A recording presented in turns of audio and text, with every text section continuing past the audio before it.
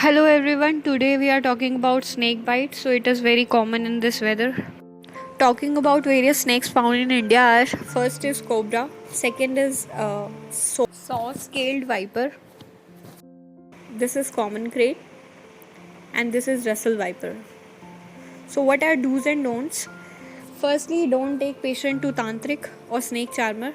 Don't suck the wound and don't cut the wound open, and don't tie ligatures around the wound, burn the wound, or apply any herbal place. So please don't do this. What you have to do is immobilize the patient affected limb and rush to the hospital that can deliver anti-venom and emergency care.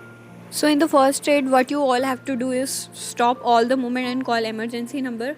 The bandage not too tight, and apply a splint to the limb to keep the limb stable and still, and get to the hospital preferably by ambulance.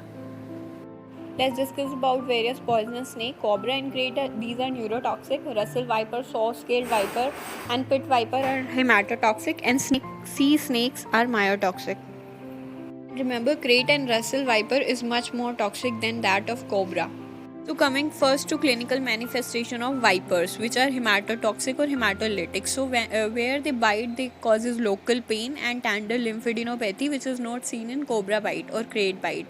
Earliest manifestation is subconjunctival hemorrhage because they cause bleeding, epistaxis, gum bleeding. So this is a case of subconjunctival hemorrhage. So we can also see gums bleeding, epistaxis. This picture shows local and systemic vasculotoxic hematotoxic bleeding, manifestations of viper bite. Coming to clinical manifestations that are seen in bite by crate or cobra that are neurotoxic in nature. So there are 4 P's and 5 D's. 4 P's are paralysis of levator palpebrae superioris and extraocular muscle, which are eye muscles, and this results in ptosis and diplopia.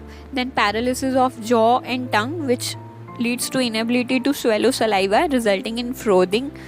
Then pooling of secretion, which causes aspiration, and patient can die of aspiration pneumonia, and paradoxical respiration.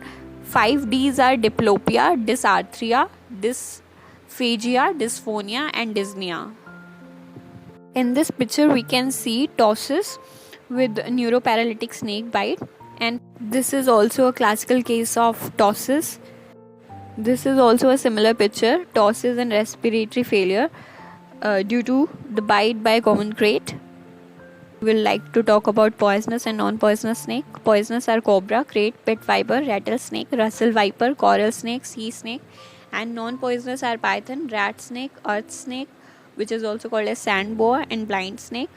So there is difference in the bite of venomous and non-venomous snakes. Like venomous snake has a classical bite where we can see 2 fangs, and in non-venomous snake we can see there are 2 rows of fangs. And also remember, among the poisonous snake, crate do not leave any bite mark. So in another video we will discuss upon various treatment measures that we have to take in case of a snake bite. So that is it for today. Hope you enjoyed the video, and thank you so much for listening, and subscribe to my channel, The Medical Doctor.